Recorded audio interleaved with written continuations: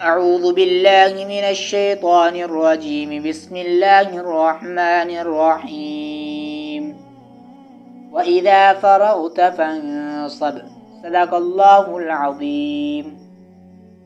اللہ رب العزت قرآن مقدس میں فرما رہے ہیں، جب تم فارغ ہو جاؤ تو اللہ کی عبادت میں محنت کرو۔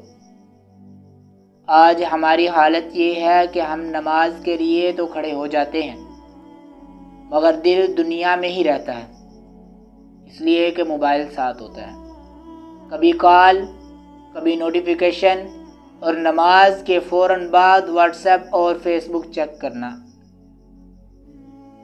یوں ہمارا دھیان اللہ سے ہٹ کر دنیا کی طرف چلا جاتا ہے۔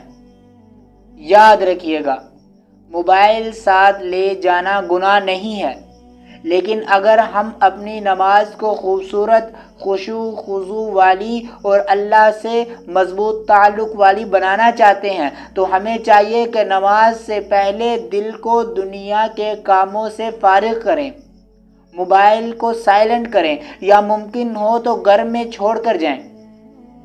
نماز میں مکمل توجہ اللہ کی طرف رکھیں، اور جب بندہ سب کچھ چھوڑ کر صرف اللہ کے سامنے کھڑا ہوتا ہے تو وہی نماز دل کو سکون دیتی ہے اور اللہ سے قرب بڑھاتی ہے۔